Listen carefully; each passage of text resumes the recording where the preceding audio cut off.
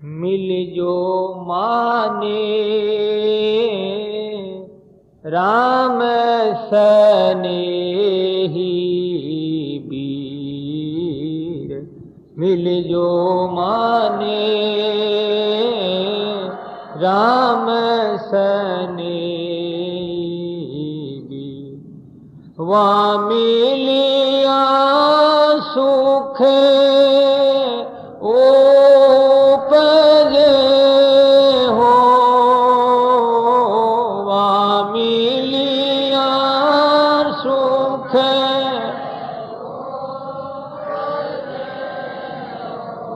पावे अमृत शीर, पावे अमृत शीर, मिल जो माने राम सनेही, मिल जो माने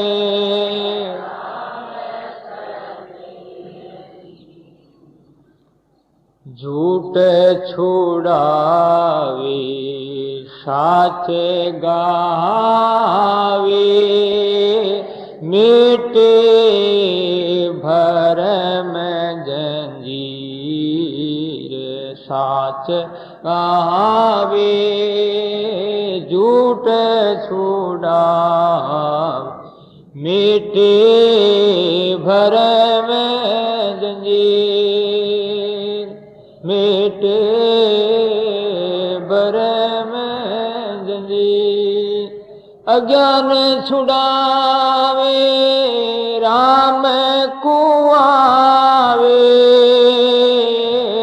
अज्ञान छुड़ावे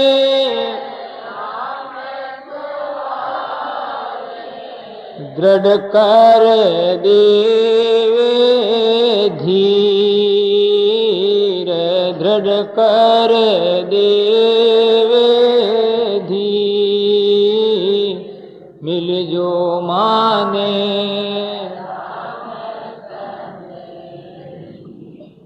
धीर, मिल जो माने राम सनेही। सदगृहस्थियों ने, सब लोगों ने यह कामना की है कि मिल जो माने राम स्नेही वीर। क्यों मिले वो राम से प्रेम करने वाले? इसलिए मिले कि साच गावे और झूठ छुड़ावे और मेटे भरम जंजीर। साच पकड़ाते सत्य परमात्मा की ओर, हमें प्रेरणा देकर के परमात्मा को आध्यात्मिक जीवन में ढालते हैं, और झूठा संसार और झूठे द्वंद्व जो है, झूठ कपट दम्भ आदि, इससे हमें छुड़ाते हैं। अज्ञान को मिटाते हैं और राम को कहलाते हैं। वो कैसे हैं? अज्ञान को मिटाते और राम राम करवाते हैं, और दृढ़ कर देवे धीर, और धैर्य बनाते हैं। चिंता मत करो, तुम नरक नहीं जाओगे, तो तुम्हारा पतन नहीं होगा, तुम तो परमात्मा को पकड़ो, चिंता क्यों करते हो? ऐसे धैर्य बनाते हैं। क्योंकि आदमी इस दुनिया से दुखी होकर के हर प्रकार से निर्वश हो जाता है और उनका धैर्य चला जाता है, वो जो है सहनशीलता खो देता है। ऐसी स्थिति में आदमी दुखी होकर के आत्महत्या कर लेता है। तो धर्म ही एक ऐसा है, अथवा धर्म के कर्णधारी एक ऐसे हैं जो उन व्यक्तियों को आध्यात्मिक जीवन की झलक दे करके, सुख और शांति का मार्ग बता करके उन्हें इन आने वाले भावी दुखों से छुटकारा कराने की कोशिश करते हैं। इस वास्ते दृढ़ कर देवे धीर, वो धैर्य देते हैं। ऐसे महान पुरुषों का संग करना चाहिए। आचार्य श्री के उन संतन के साथ से जीवड़ा पावी जख, बड़ा जख मिलता है। क्या साथ करने से भी जख मिलता है? क्या साथ करने से अलौकिकता आती है? हम लोग भजन नहीं करेंगे, ध्यान नहीं करेंगे, और सदगुरु के बताई हुई साधना में जब हम निमग्न नहीं होंगे, उनमें अपने आप को खो नहीं देंगे, तब तक साधना का प्रभाव हमारे जीवन में कैसे उतरेगा? क्या संग करने से भी हमारे जीवन में कोई विशेषता आती? तत्सेविया तत्पुरुष निषेविया, श्रीमद् भागवत में आता है कि कृष्ण अर्पित प्राणस तत्पुरुष निषेविया, यानी उन महान पुरुषों की, जो श्रोत्रिय ब्रह्मनिष्ठ महान पुरुष है, उनकी सेवा करने से भी जीवन में अलौकिकता का आविर्भाव होता है। संत अग्रदास जी महाराज हुए, ये रामशनि संप्रदाय, इनकी परंपरा में जो नारायण दास, अग्रदास जी और संत पयहारी और रामानंद और रामानुज करते करते आखिर भगवान राम तक पीढ़ी चली गई। वैष्णव संप्रदाय एक ही बात है, अलग अलग रास्ते हैं इनके, अलग अलग है साधना है, लेकिन फिर भी जो है गंतव्य और मंतव्य प्राप्तव्य स्थान तो सबका एक ही है, दो नहीं। चार और नदियां आती, समुद्र एक है। तो सजनों, अग्रदास जी महाराज इतने ध्यानी मानी महान पुरुष थे। नारायण दास जी महाराज, अग्रदास जी महाराज की बहुत सेवा करते थे। केवल उनका काम था सेवा करने का। गुरुदेव की सेवा करते, प्यास लगी पानी पिला देते, भिक्षा लाकर उनको भिक्षा दे देते थे। यानी जो है जो जो सेवा होती वो सेवा करते थे। तो नारायण दास जी महाराज के अंदर इतनी विशेषता प्रकट हो गई कि एक दिन की बात है, कोई सेठ, बहुत बड़ा व्यापारी, और उसकी बहुत बड़ी जहाज विदेशों से समुद्र में इस किनारे आ रही थी। बड़ा भारी तूफान आया और तूफान में वो जहाज डबोगमा गई और वो डूबने लगी। उस समय उस सेठ ने याद किया, हे गुरुदेव, हे अग्रदास जी महाराज, अब मेरी ये नैया तो डूब रही है, लेकिन ये जीवन नैया भी साथ में डूब रही है, बचाओ, आप मेरी रक्षा करो। अग्रदास जी महाराज ने समझ लिया कि सेठ की ये नाव डूब रही है। उस समय में अग्रदास जी महाराज के एकदम सो ध्यान लगा रहे थे, परमात्मा को याद करते, हलचल मच गई तो क्या करूं, उसको कैसे रक्षा करूं। इतने में जो नारायण दास जी उनके शिष्य बोल पड़े, गुरुदेव आप चिंता मत करो, नाव को मैंने बचा दिया है, आपको चिंता करने की आवश्यकता। ध्यान कर रहे हैं सदगुरु, भजन कर रहे हैं, तपस्या कर रहे हैं सदगुरु, और शक्ति आ गई शिष्य, क्योंकि उनकी वो सेवा कर रहे हैं, उनका संग है। देख लो आप, जो आदमी जिस आदमी के पास रात दिन रहता है, उसकी भाषा सीखने की कोशिश करेगा, उसके स्वभाव में अपने आप को ढालने की कोशिश करेगा, उससे जानकारी प्राप्त करके उसके जैसा होने का आदत बनाने की कोशिश करेगा, ये स्वाभाविक है। जो आदमी बहुत रात दिन गाली देता है, उसके साथ में आप रहोगे तो आपको गाली देनी सीखना लग जाएंगे। आप सीख लेंगे गाली देना कि ठीक गाली दो, वो भी गाली देता है। ये संग का प्रभाव है। जब एक असत्य पुरुष का संग करने से असत्य गुण अपने आप में आ जाते हैं, तो सत्य पुरुष का संग करने से, साथ करने से, सेवा करने से क्या सत्य के अंदर ये प्रभाव नहीं है? क्या सत्य कोई नपुंसक है जो कि उनका प्रभाव हमारे जीवन में नहीं पड़ेगा? उनका प्रभाव पड़ता है। सूर्य उदय होता है तो अंधकार जाता है, इसमें कोई संदेह की बात नहीं। तो सदनों, उनमें इतनी शक्ति आ गई। एक दिन क्या आ गया, वो सदगुरु ध्यान कर रहे थे, अग्रदास जी महाराज ध्यान करते करते वो भगवान की मानसिक पूजा कर रहे थे। मानसिक पूजा कर रहे तो उसने हाथ में माला ली है, और भगवान का मुकुट मोटा था और माला छोटी थी। माला को पहराने लगे तो मुकुट बड़ा था, पहरा नहीं सके। इतने में नारायण दास जी बोले, गुरुदेव भगवान का मुकुट उतार दीजिए, उसके बाद में आप माला पहना दीजिए, चिंता क्यों करते हैं। अग्रदास जी महाराज ने मुकुट को उतार दिया और ठाकुर जी के जो है गले में वो माला पहना। अग्रदास जी को बड़ा आश्चर्य हुआ। वो पूजा कर लेने के बाद में कहा, बेटा मेरे मन की बात को कैसे जानता है? कि गुरुदेव ये सब आपकी कृपा में आपकी सेवा करता हूं, उसी के बल पर मेरे में ये शक्ति पैदा हुई है, मेरी ऊर्जा का साथ हुआ, मदद मिली है आप ही की कृपा से। अब विचार करिए आप, साथ से क्या नहीं हो सकता है? सब कुछ हो सकता है। लेकिन तत्पुरुष निषेविया, जो श्रीमद् भागवत में सेवा करने के लिए बात कही गई है, चर्चा की गई है, तो कहने का मतलब है कि संग का उस संतन के साथ से जीवड़ा पावे जख, यानी जीव को आराम मिलता है। दरिया ऐसे साधु के चित चरणों में रख, महाराज जी कहते हैं, ऐसे संत के अपना चित चरणों में ही रख। कहते हैं ना, मैंने एक बार गया था, अरे मैं अर्ज करूं गुरु थाने, चरणों में राखो माने, मैं अर्ज करूं गुरु थाने।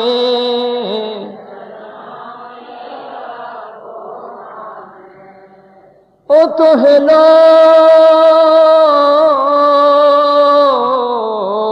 हेलो ओ तो प्रगट कहूं के छाने आलाज शर्म सब थाने। हेलो प्रगट कहूं के छाने आलाज शर्म सब थाने। मैं अर्ज करूं मैं अर्ज करूं गुरु थाने चरणा में राखो माने। आचार्य श्री महाराज कहते हैं कि मैं अर्ज करूं गुरु थाने और चरणों में राखो माने। ऐसे महान पुरुषों के चरणों में यदि कोई ये जीव चला जाए सदा के लिए कृतकृत्य हो सकता है, आनंद स्वरूप को प्राप्त करके स्वयं ही आनंद रूप बन जाता है। महाराज कहते हैं बाड़ी में है नागरी पांडी शांतरी जा जो वे सूखे बेलड़ी जो सूखे बेलड़ी पान वहाँ बिनिसाई पान वहाँ बिनिसाई। बोलो राम। महाराज ने एक उदाहरण दिया है, बहुत बड़ा मार्मिक उदाहरण है ये। आपने नागरबेल देखी होगी, जो पत्ता खाते हैं लोग, पान खाते हैं, नागरबेल के पत्ते होते हैं। हम लोगों को काम पड़ता है, एमपी भानपुरा जाते हैं, वहां पर एक स्थान बना हुआ है।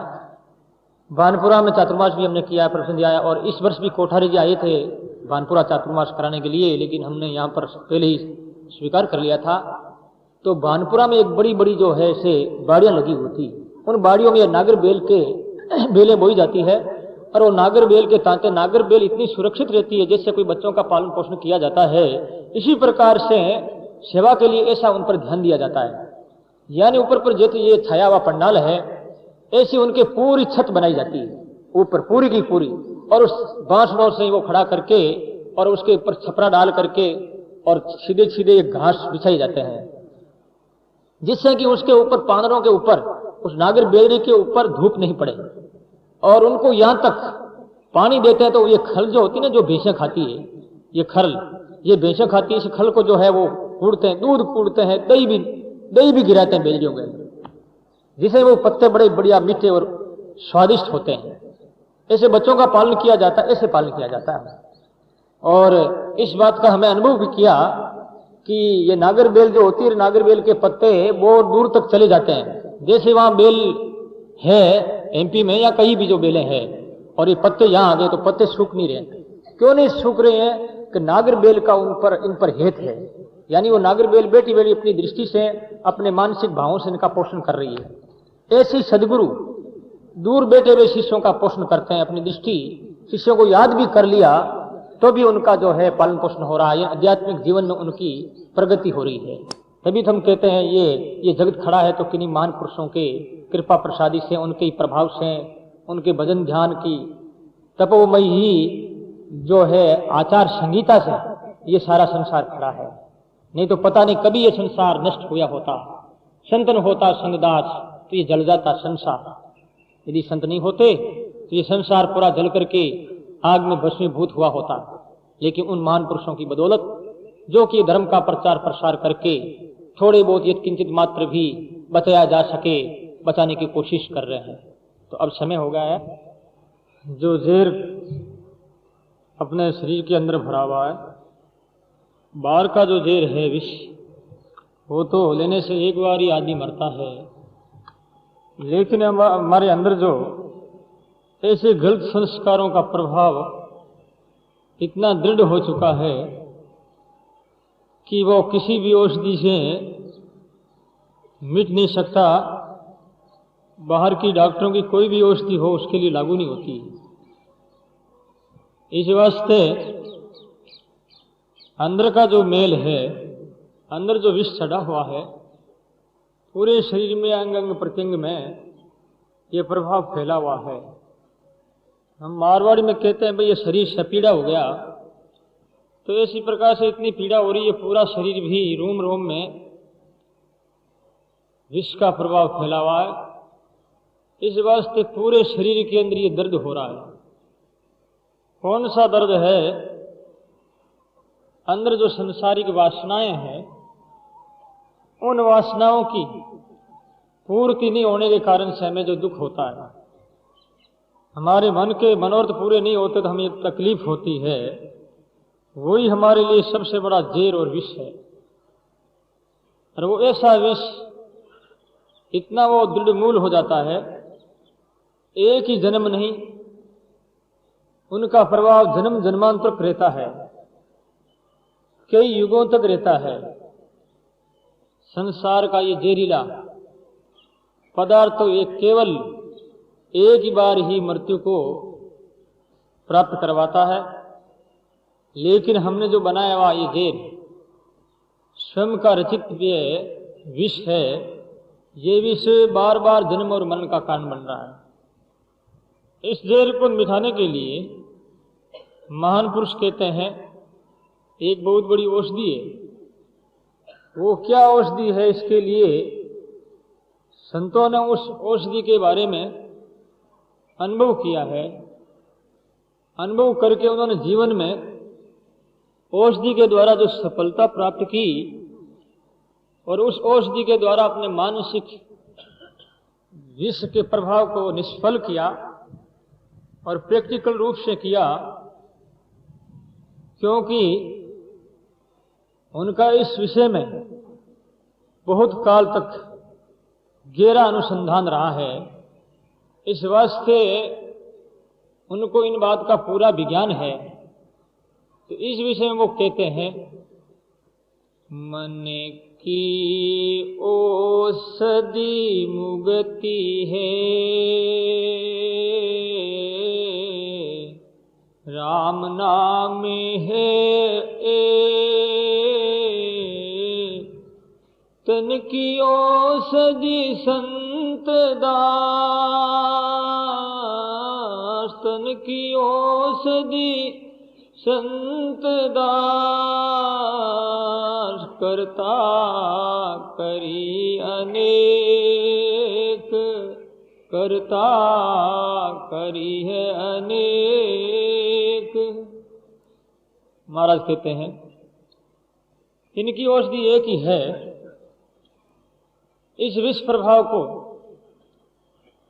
निष्प्रभ निष्क्रिय करने के लिए वो औषधि है राम का नाम, सत्संग जो है। इस औषधि से ये विष उतर सकता है, वरना ये विष उतरना मुश्किल है, क्योंकि ये विष हमारे समझ में भी नहीं आता है और न डॉक्टरों के समझ में आता है। मानसिक तनाव और मानसिक जो टेंशन है, इस विषय में डॉक्टर भी बेचारे क्या करें।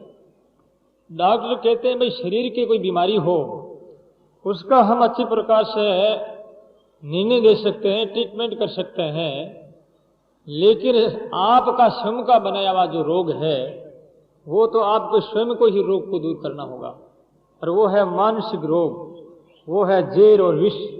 आचार्य श्री कहते हैं ऐसे विष को सदगुरु ने जाना पहचाना, उसके बाद में उस विष को निष्फल बना दिया, निष्प्रभ बना दिया, तो ये सदगुरु की बड़ी भारी मेहरबानी है।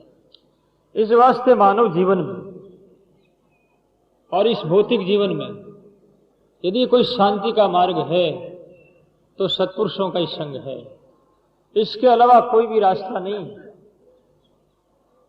परमात्मा की एक विचित्र माया है जो स्वयं परमात्मा से निकल करके ईश्वर से उत्पन्न होकर के, और वो माया ईश्वर को इसी प्रकार से ढक देती है जिस प्रकार से पानी के ऊपर शैवाल और ये मेला आ जाता है जिससे कि पानी दिखाई नहीं देता है। परंतु क्या वहां पर पानी नहीं है? उस मेले और शैवाल को हटा करके स्वच्छ पानी पिया जा सकता है, उसका प्रयोग किया जा सकता है, अपनी प्यास मिटाई जा सकती है।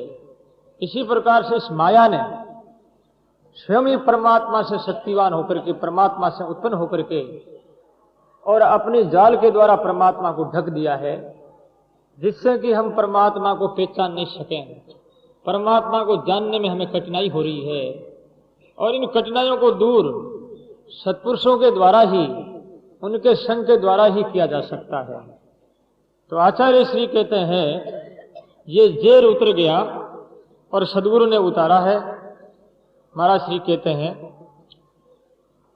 कुंजी परदेसा फिरे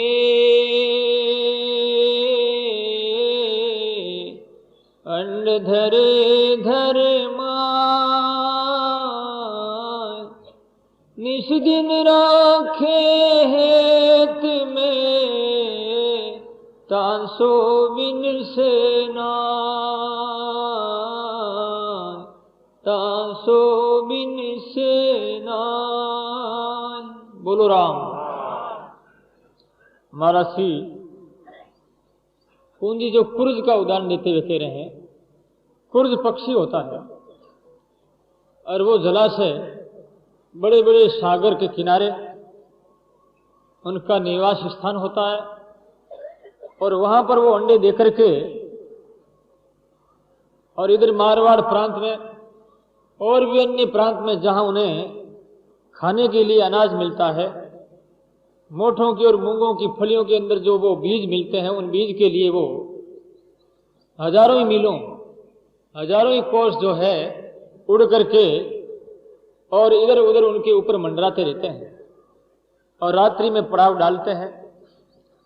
लेकिन उन कुर्जों का मन उसी अंडे में रहता है, इस वास्ते कि अंडा परिपक्व होकर के फट करके और उसमें से वो जीव प्रकट हो जाता है, निकल जाता है और उस जीव वो कुर्ज का छोटा बच्चा, फिर भी वो कुर्ज दूर से बैठी बैठी अपना हेत, अपना जो अंतकरण के प्रभाव है, उस प्रभाव से उसका वह पालन पोषण करती। इसी प्रकार से सदगुरु जो है वो दूर देशांतर बैठे हुए शिष्य के प्रति अपनी भावना रूपी किरणों के द्वारा, भावना रूपी ज्योति के द्वारा वहां लाइट फेंक करके और शिष्य को आध्यात्मिक जीवन में उनका विकास करते हैं। उनको यानी उनका पालन पोषण का मतलब उसे उसके साधन की रक्षा और जीवन निर्वाह के लिए दूसरे साधन, ये सब उपलब्ध कराते हैं। तो ये सदगुरु की बड़ी भारी कृपा है। दूर बैठा हुआ आदमी, जैसे कि आप लोग चिड़िया को देखते हो, चिड़िया के उदाहरण, छोटी छोटी चिड़िया होती, चिड़िया घोंसला बना करके उनमें वो अंडे देती है। जब बच्चे हाथ लगाते तो हम लोग कहते हैं भाई हाथ नहीं लगाना चाहिए, हाथ लगा लिया तो चिड़िया हेत छोड़ देगी। हेत नाम है स्नेह, उनके प्रति पोषण की भावना, उनके विकास की अंतर कामना, उससे हेत कहते हैं।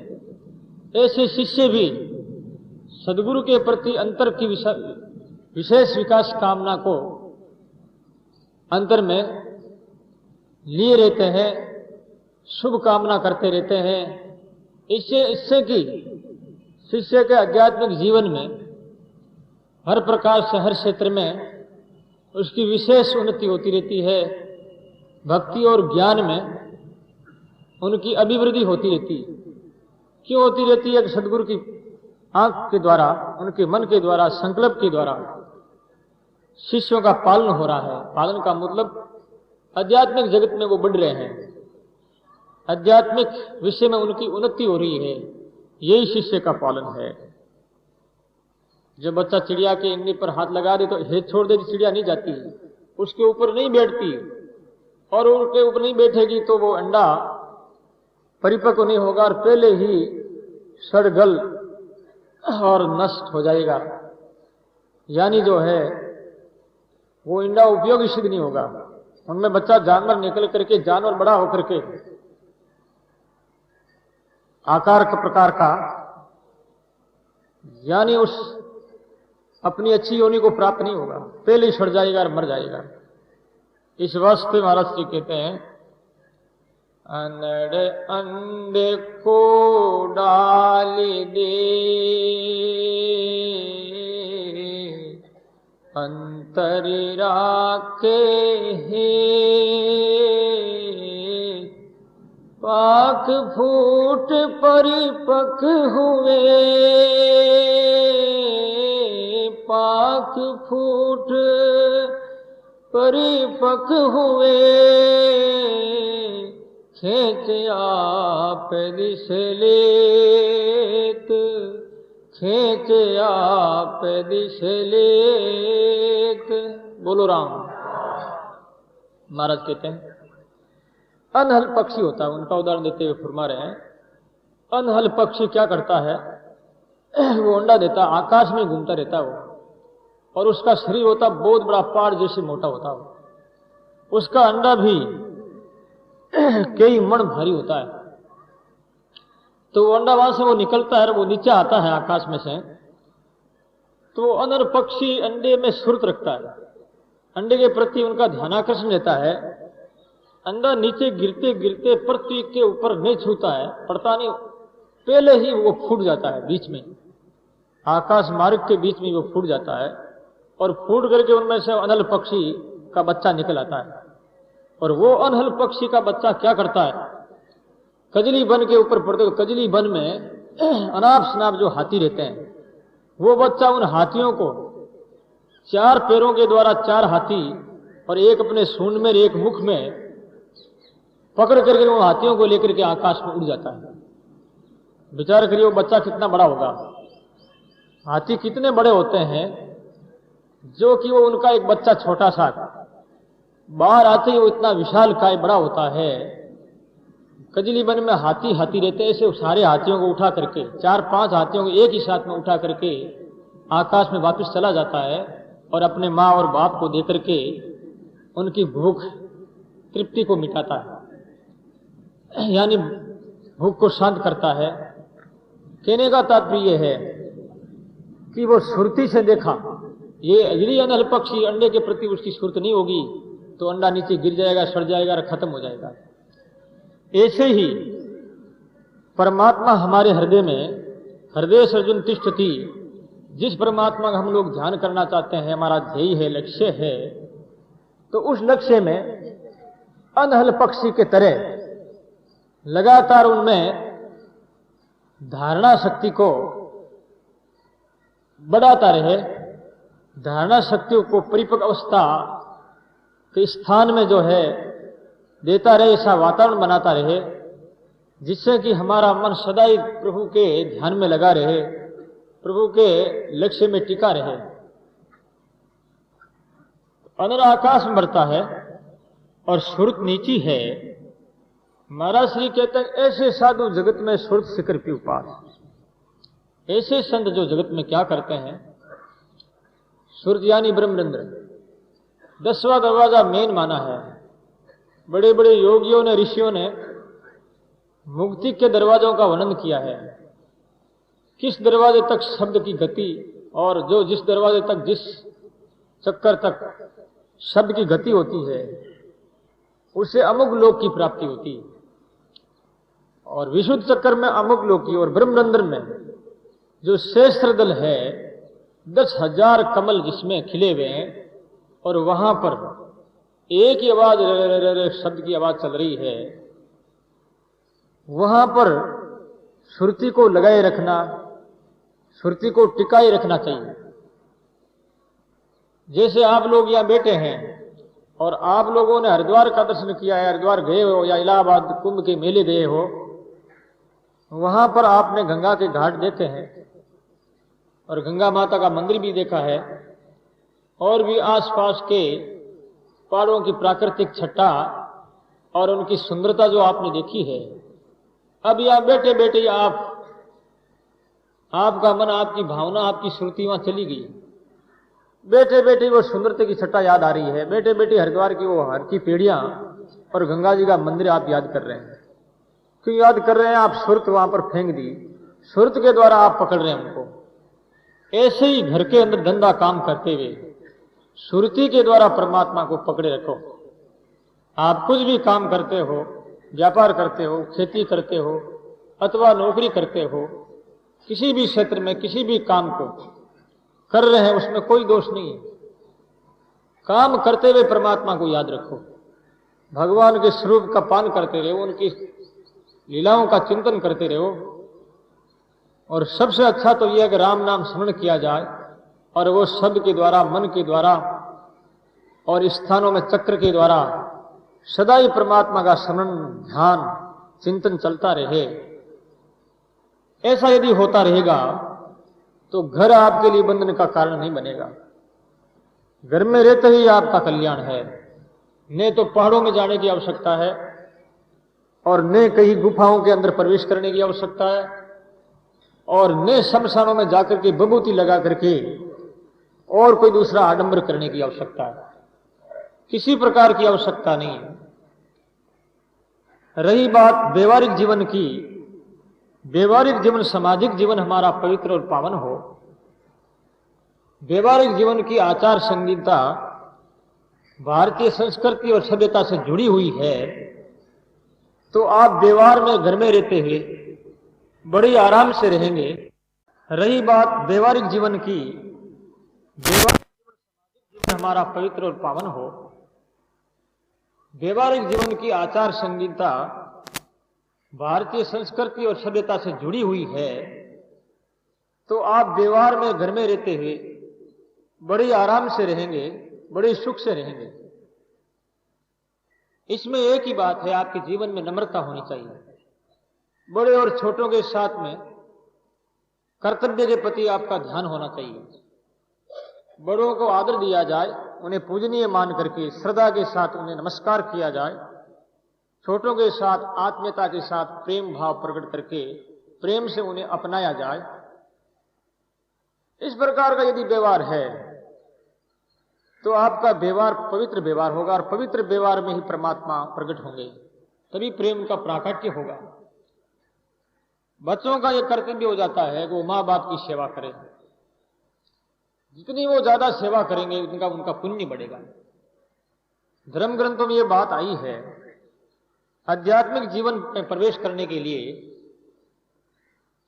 आपकी प्रथम जो भूमिका है जीवन की, वो है सामाजिक और व्यवहारिक भूमिका। जिस व्यक्ति की भूमिका पवित्र नहीं है, श्री गणेश अच्छा नहीं है, वो व्यक्ति आगे कैसे बढ़ सकता है। इस वास्ते व्यवहारिक और सामाजिक आदर्श भूमिका के ऊपर आप खड़े हैं। उस भूमिका को, उस बुनियाद के ऊपर पवित्र बनाना होगा। यदि हमें आपको अगली मंजिल पहुंचना है, परमात्मा की प्राप्ति करना है, और यह यदि भूमिका ठीक नहीं रही, पवित्र नहीं रही, आचार संहिता हमारी बराबर नहीं रही, तो हम इस भूमिका में ही उड़ जाएंगे। अगली मंजिल के लिए तैयारियां तो क्या, मन में संकल्प नहीं उठेगा, मन में विचार भी नहीं आएगा क्या कि मैं भगवत प्राप्ति करूं, क्या भगवान भी है, यह भी स्फुरना नहीं होगी। इस वास्ते पहले अपनी भूमिका को पवित्र बनाओ। तो महाराज श्री कहते हैं, ये काम धंधा करते हुए सुरत परमात्मा में रखो। जो परमात्मा में सुरत रखता है, परिवार, घर, धन, दौलत, कोई भी जो उसके विघ्न करता नहीं बन सकते, क्योंकि परमात्मा उसकी सहायता करते हैं। इसमें रहते हुए लक्ष्य हमारा राम, लक्ष्य हमारा ईश्वर होना चाहिए। महाभारत में कथा आती है, आप लोग कई बार सुन चुके हैं। सुनी हुई बात को बात क्यों पेशनम, बार बार पीसे हुए को क्या पीसना है। लेकिन हम रोज ही पीसते हैं, रोज ही पीसे हुए आटे की रोटी बनाते हैं, फिर क्यों खाते हो? तो रोज पीसने का क्या मतलब है? भूखे भूखे रहने पड़ेगा। यदि पीसा ही नहीं होगी, आटा नहीं होगा, तो रोटी कैसे बनेगी? इसलिए रोज पीसना पड़ेगा, रोज भोजन बना करके खाना पड़ेगा। ऐसे जब तक जीवन में वो आध्यात्मिक बात और आध्यात्मिक जीवन हाथ में नहीं आ जाता है, प्रशस्त नहीं हो जाता है, यानी वो हमारे लिए अनुकरणीय नहीं बन जाता है, तब तक इन दृष्टांत और उदाहरणों के द्वारा हमें समझना पड़ेगा और सुनते ही रहना पड़ेगा। महाभारत में द्रोणाचार्य युद्ध विद्या पांडव और कौरवों को सिखा रहे हैं। एक दिन द्रोणाचार्य ने कहा कि आज एक बड़ा सुंदर जो है आयोजन रखा है, उन आयोजन में यदि कोई सफल होगा तो उसे इनाम दिया जाएगा, उसे शाबाशी मिलेगी, आशीर्वाद मिलेगा। द्रोणाचार्य ने वृक्ष के ऊपर एक मिट्टी की चिड़िया बना दी और उसकी आंख लगा दी और बोले कि सुनो भाई कौरवों और पांडवों, ये चिड़िया जो बैठी हुई है और ये वृक्ष भी है, बड़ी बड़ी डाली, लता पता, फूल लगे हुए हैं, फल भी लगे हुए हैं, क्या दिखाई दे रहा है? कौरवों ने कहा कि ये तो पेड़ दिख रहा है, फल भी दिख रहे हैं, पत्ते भी दिख रहे हैं, टहनियां, ये कोंपलें, चिड़िया भी दिख रही है। ऐसे एक एक करते आए, लेकिन सबने जो पूरे वृक्ष को बताया कि वृक्ष दिख रहा है। बाद में अर्जुन का नंबर आया। अर्जुन से पूछा गया कि अर्जुन तुम बता तुझे क्या दिख रहा है? अर्जुन सिर्फ चिड़िया की आंख को देख रहा था। अर्जुन ने कहा गुरुदेव मुझे चिड़िया की आंख दिख रही और मुझे कुछ नहीं दिखता, नहीं चिड़िया दिख रही है, नहीं वृक्ष दिख रहे हैं, नहीं पत्ते और फल फूल, कुछ नहीं दिखता है। द्रोणाचार्य का भैया क्यों नहीं दिखता है? बहुत बड़ा लंबा चौड़ा पेड़ भी है, बड़े बड़े डाले फैले हुए हैं, पत्ते फल फूल लगे हुए हैं, सब दिखना चाहिए, ये एक क्यों दिखता है? अर्जुन ने कहा गुरुदेव लक्ष्य भेदन पर ही मन जाता है और मुझे आंख पर ही लक्ष्य भेदन करना है, इस वास्ते सिर्फ मुझे आंख दिखाई दे रही है। द्रोणाचार्य ने कहा तो फिर बाण मार दो, लक्ष्य पर चोट कर दो। अर्जुन ने बाण मारा और चिड़िया की आंख के बाण लगा और भेदन हुआ। अर्जुन को बहुत बहुत धन्यवाद दिया गया। कहने का तात्पर्य क्या सज्जनों, ये संसार ऊर्ध मूल मदशा के मश्वतम प्राहुरभ्यम संदाशेष प्रणानी यस्तम वेद से वेदविद, भगवद गीता में भगवान कहते हैं ये संसार रूपी वृक्ष है और ये वृक्ष की जड़ें ऊपर है और तना फल फूल वगैरह जो इसे नीचे झुका हुआ। अपने को क्या देखना है? ये संसार के भोग जो ये फल है और ये संसार के सगे संबंधी यार दोस्त व्यय और ज्ञान, ये बड़े बड़े डाले फैले हुए हैं और छोटे छोटे बच्चे जन्म ले रहे हैं, ये कुंपलें लगी हुई है, ये फल लगे हुए हैं। अब आपका ध्यान केवल वृक्ष में लगा रहेगा, तनों में, कुंपलों में, फलों में, और वो चिड़िया के जैसे परमात्मा जैसे लक्ष्य में आंख में वो नहीं रहेगा, यानी अपना लक्ष्य में नहीं रहेगा। आंख का मतलब भगवान ईश्वर, ईश्वर में हमारा मन नहीं रहेगा, तो क्या हम मन के द्वारा ईश्वर को स्वीकार कर सकेंगे, वो भेदन कर सकेंगे? परमात्मा को अपना करके सदा सदा के लिए परमात्मा में हम समा जाएंगे, परमात्मा का अधिकार प्राप्त कर लेंगे? नहीं करेंगे, क्योंकि हमको तो डाला दिखाई दे रहा है, पत्ते दिखाई दे रहे हैं, फल दिखाई दे रहे हैं, हम परमात्मा रूपी चिड़िया की आंख देख नहीं पा रहे हैं। तो कहने का तात्पर्य है अर्जुन ने एक ही आंख देखी। इसी प्रकार से इस संसार के अंदर रहते हुए वृक्ष को मत देखो, उनके पत्तों को मत देखो, फलों को मत देखो, एक ही चिड़िया की आंख देखो। चिड़िया की आंख का मतलब परमात्मा को देखो। इस वास्ते काम करते हुए राम का नाम ध्यान किया जा सकता है, लेकिन सत्पुरुषों के द्वारा ही ये कार्य संभव है। महाराज जी कहते हैं कोयली आले मुंडी के धरे आपना अंड निस दिन राखे तिमें तिन सो पड़े निखंड, तिन सो पड़े निखंड। बोलो राम। महाराज कोयल का भी उदाहरण दे रहे हैं। कोयल बड़ी चतुर होती है। जानवरों में कोयल की वाणी बड़ी मीठी और प्यारी लगती है। जब वो कू कू की आवाज करती है, उस समय लोग अपने श्रवण इंद्रियों को एकदम दत्तित करके ध्यान आकर्षण करने के लिए चेष्टा करने लग जाते हैं, यानी उनको सुनने लग जाते हैं, क्योंकि कोयल का शब्द बड़ा प्यारा है। कोयल क्या करती है? कोयल अपने नीड, अपना आला जो घोंसला है, उस घोंसला में से अंडा लेकर के, जब वो कौवा नहीं रहता तो कौवे के घोंसले में अपना अंडा डाल देती है, और कौवे का अंडा लेकर के अपने घोंसले में डाल देती है। क्योंकि कौवा के अंदर ईर्ष्या होती। कौवा क्या करता? कोयल के घोंसले में आकर के कोयल के अंडे को फोड़ देता है, नष्ट करता है। कोयल के अंडे को नष्ट करता है कौवा।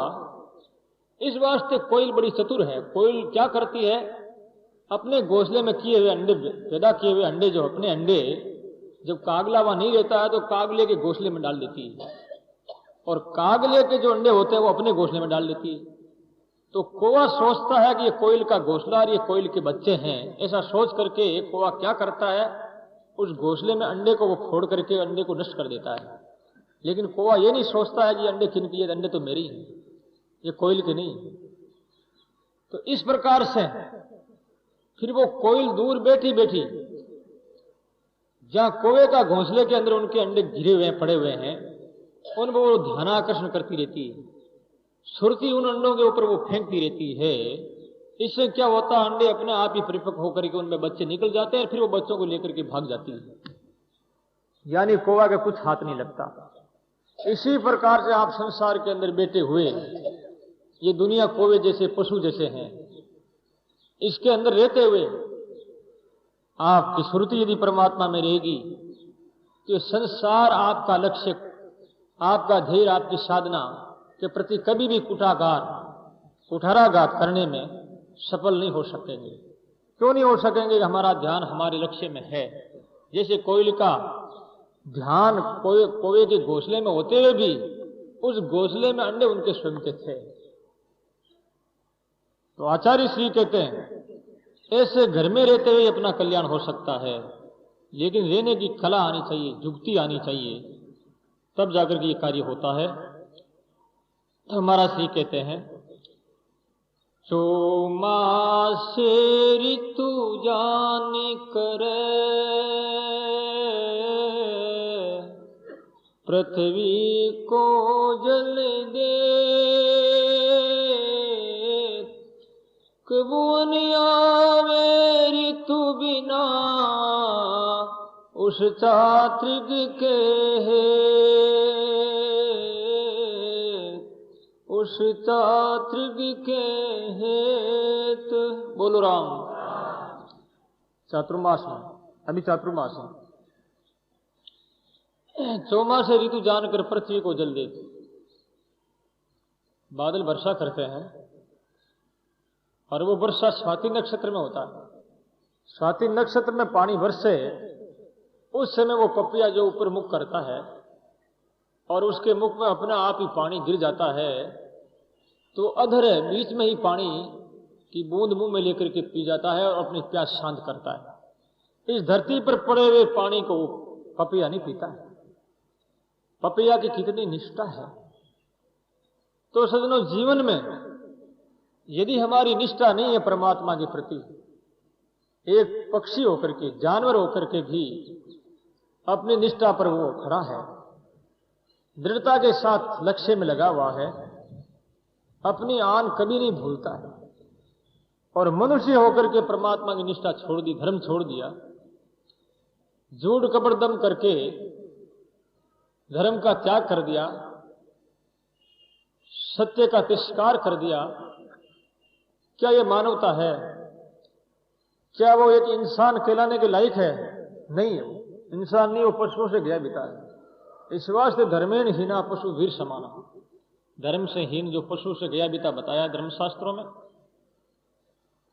तो पपिया के हेत को देख करके वो पानी बरसता है, क्योंकि इस पानी को पता है, बादल को, मेघ को पता है कि ये मुझे बहुत सहारा है, और यदि मैं उनके ऊपर नहीं बरसूंगा तो इनके प्राण पंखेरु उड़ जाएंगे। ये मेरा ध्यान करता करता मेरे वियोग में मर जाएगा। फिर मेरे अंदर जो पानी ये प्यास मिटाई जाती है, मेरे मेघ की फिर प्रभुत्व के बारे में, मेरे महत्व का फिर क्या प्रभाव रहेगा, फिर प्यास शांत करने का क्या मतलब रहेगा। ऐसा सोच करके मेघ को वर्षा करनी पड़ती है, क्योंकि परमात्मा सबकी रक्षा करते हैं। यहां पर उदाहरण इस वास्ते दिया जा रहा है, जैसे कि पपिया की प्यास को देख करके मेघ स्वयं ही पपिया के ऊपर अर्पित हो जाता है, स्वयं ही वो अपने आप को बिखेर देता है, अपने स्वरूप को नष्ट कर देता है। बादल जब होता है सावन और भादों के महीने में, बादल मेघ जो है एक आडंबर का स्वरूप धारण किए हुए काली घटाएं भगवान श्याम सुंदर के स्वरूप जैसे बड़ी बड़ी काली कोमल सुंदर जो घटाएं हैं, वो घटा अपने आप को मेटती है, अपने आप को नष्ट करती है। तभी तो दुनिया की जीवन बनती है, खाने पीने के लिए, प्रसाद के लिए, वही तो मुख्य आधार है। यदि वर्षा नहीं हो तो खेती नहीं होगी, और खेती नहीं होगी तो क्या खाएंगे, और पानी नहीं बरसेगा तो क्या पिएंगे। लेकिन बादल काला काला कितना सुंदर लगता है, श्याम रंग का, वो अपने स्वरूप को खत्म कर देता, बलिदान हो जाता है। किनके लिए? परोपकार के लिए। ऐसे ही मनुष्य अपने आप को परमात्मा का स्वरूप समझकर दुनिया के सामने, समाज के लिए, राष्ट्र के लिए यदि समर्पित हो जाता है, अथवा उस लक्ष्य के लिए समर्पित हो जाता, अपने आप को मिटा देता है, तो फिर वो क्या होता है? आकाश का बादल तो सिर्फ आकाश में है, वो कोई काम नहीं आता है। लेकिन वही बादल जब बरस जाता है, अपना अस्तित्व समाप्त कर देता है, तो जीवों के प्राणों का आधार बन जाता है, जगत का पालनहारा हो जाता है। ये मेघ की महिमा है। इसी प्रकार से सदगुरु की महिमा है। सदगुरु शिष्य के प्रति मिटता है, अपना आपा मेटता है। सदगुरु जो है बलिदान भी कर देता है, शिष्य के लिए देता है, जैसे कि मेघ जीवों के लिए बलिदान होता है, अपना अस्तित्व को मिटा देता है। ऐसे सदगुरु भी जीवों के लिए, शिष्यों के लिए अपना अस्तित्व मिटाते हैं। उनका अस्तित्व मिटाने का तात्पर्य क्या है, इसके बारे में आचार्य श्री कहते हैं, गन हर बरसे आई के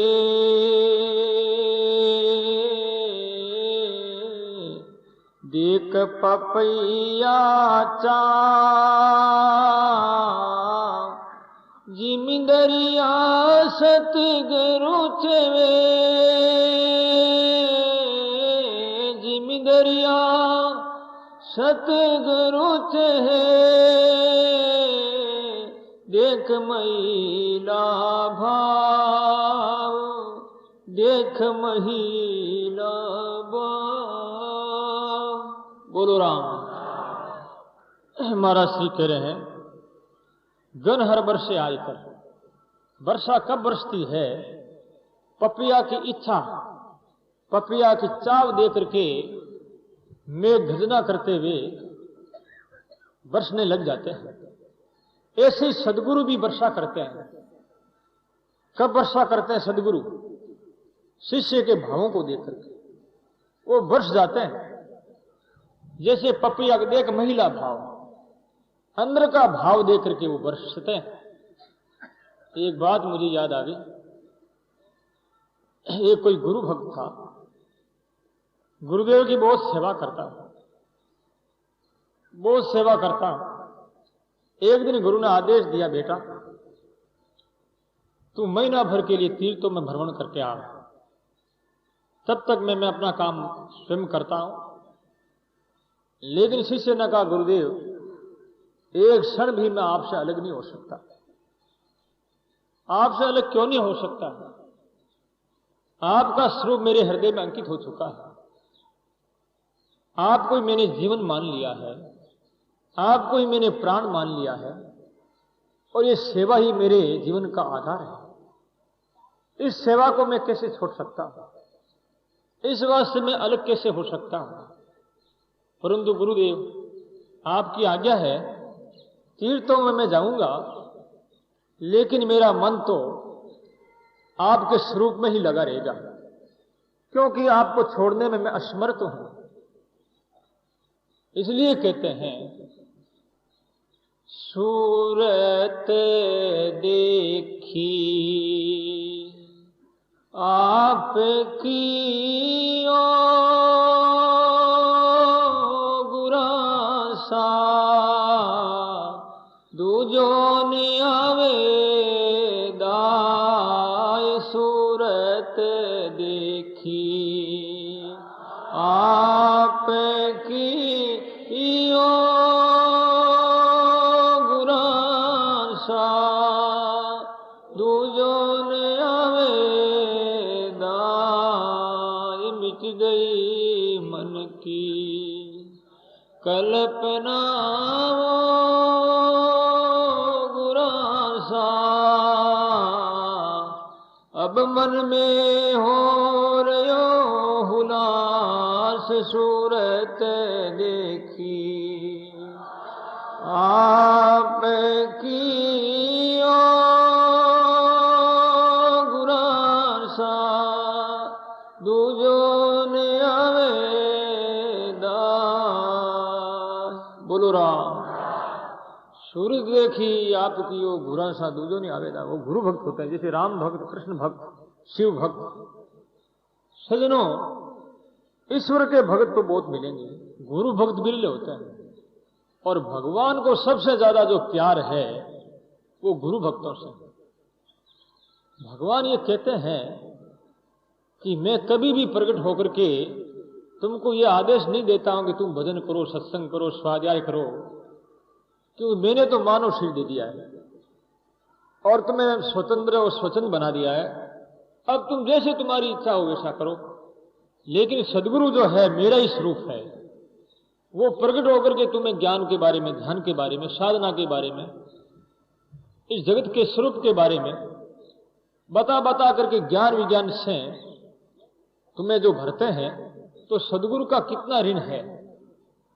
इस वास्ते संत कहते हैं भगवान के रचे हुए जीव 84 में जाते हैं और सदगुरु के रचे हुए जीव परमात्मा की प्राप्ति करते हैं।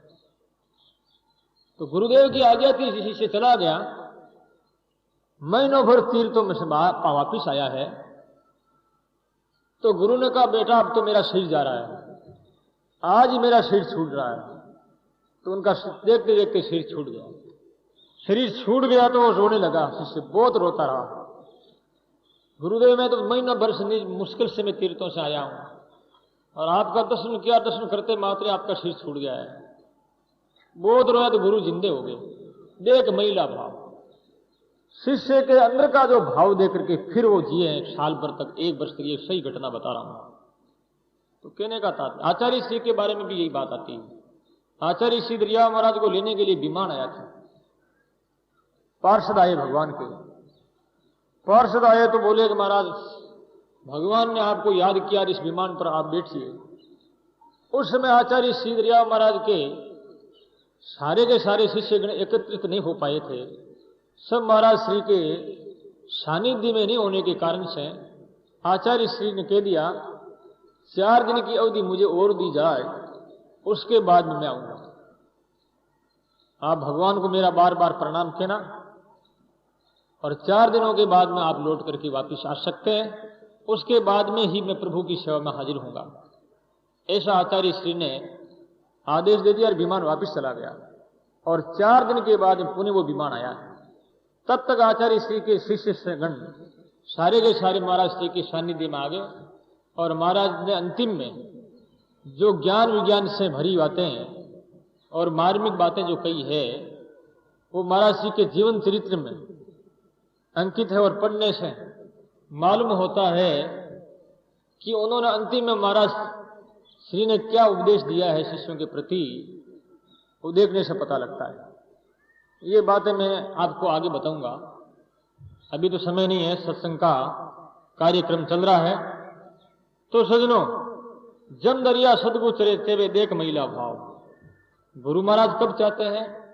शिष्य के अंदर को भाव देख करके चाहते हैं। मन में ये दृढ़ता आ जाती है कि मुझे कल्याण करना है, मोक्ष की प्राप्ति करनी है, मेरा एक ही काम है, दूसरे काम तो सारी डाले और पत्ते पेड़ जैसे हैं, मेरा काम तो चिड़िया की आंख है, आंख जैसे परमात्मा को मान लो और जगत को पेड़ पत्ते जैसे मान लो। उसके बाद में फिर किसी प्रकार की चिंता नहीं रहेगी और लक्ष्य एक एक दिन पूरा होगा। तो महाराज जी कहते हैं महाप्रताप। महाप्रताप, एक तो प्रताप नाम तेज का, प्रभाव का, और नाद ब्रह्म के प्रकाश को भी प्रभाव कहते हैं। तो महाराज कहते हैं महाप्रताप सिर पर तपी, कृपार से पीवो, दरिया बच्चा कच्छ गरो, दरिया बच्चा कच्छ गरो, जो यही जीवो, जो यही जीवो। बोलो राम। बहुत सुंदर मार्ग की बात कह रहे हैं। महाराज कहते हैं महाप्रताप सिर पर तपे। महाप्रताप महातेज, महान शक्ति, महान कृपा शक्ति। वो कौन सी महान कृपा शक्ति है? वो है सदगुरु की महान कृपा शक्ति। सदगुरु जो मेरे सिर पर तप रहे हैं, इससे कि मैं कृपा रस पी रहा हूं, उनकी कृपा रूपी रस का पान कर रहा हूं। और मैं कैसा हूं? महाराज कहते मैं कच्छप का बच्चा जैसा हूं। कच्छप के जो बच्चे होते हैं उनका पालन पोषण कैसे होता है? हर कोई पशुओं में पालन पोषण का एक एक अलग अलग तरीका होता है, क्योंकि सब तो कोई दूध नहीं आता है, सब कोई दूध नहीं पिलाते हैं। कोई आंख के द्वारा ही पालन करके उसकी पुष्टि करके उन्हें बड़ा बनाते हैं, कोई मन के संकल्प से बड़ा बनाते हैं। अंडों को देख लो, जो चिड़िया रहती मन का संकल्प ही तो है।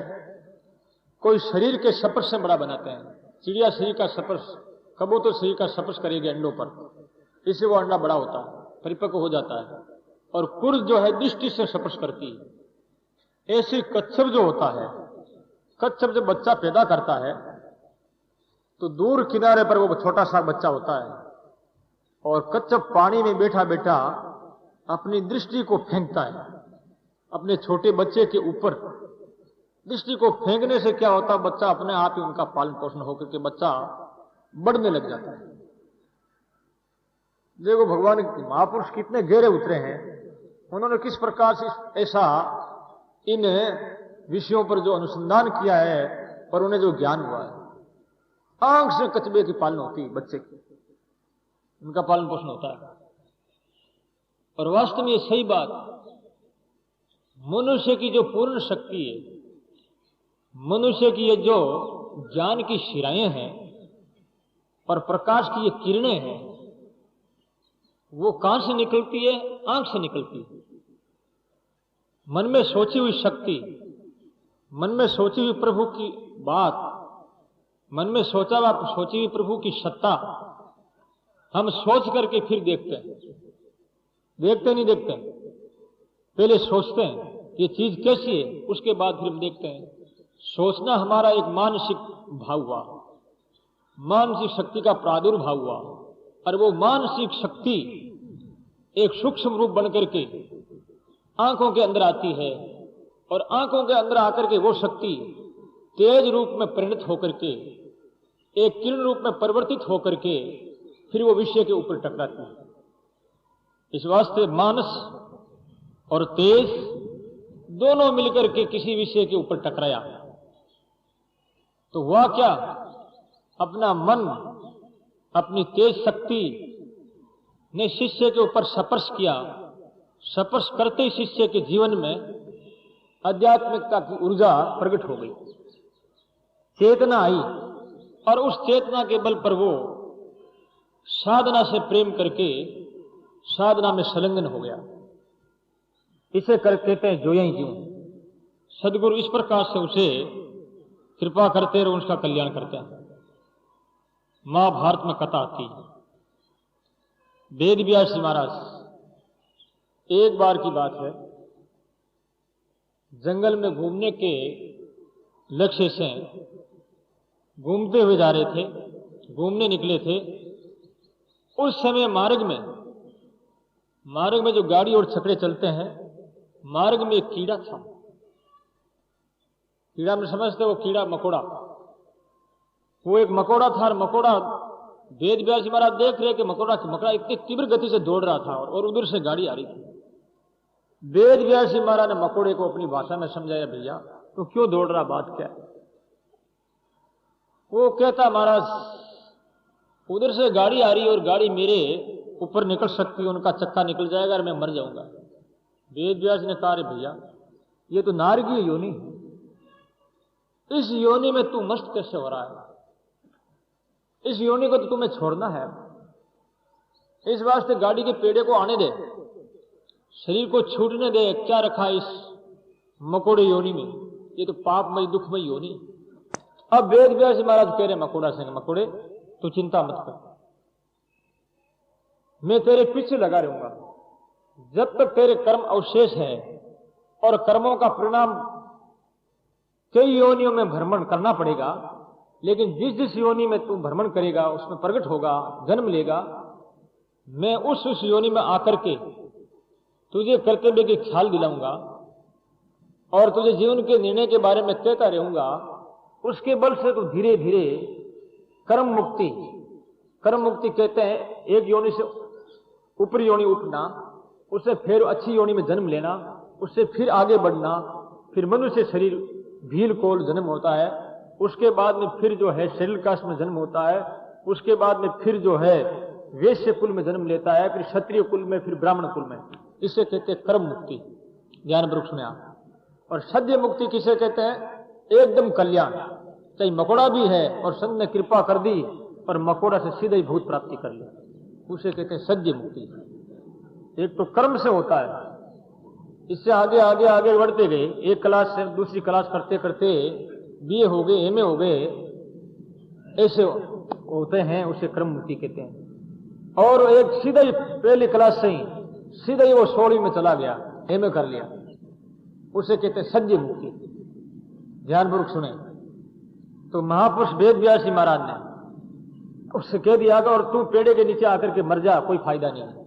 वेद व्यास जी महाराज के कहते ही वो चक्के के नीचे आया और आकर उसने शरीर छोड़ दिया। शरीर छोड़ने के बाद वो एक पशु हुआ। उसके बाद वेद व्यास जी महाराज उसके पीछे लगे और पशु का शरीर परिवर्तन करके फिर बाद वो शरीर काष्ठ में जन्म लिया। उसके बाद में उसके पीछे और लगे वो महापुरुष। उसके बाद में उसने जो वैश्य कुल में जन्म लिया, उसके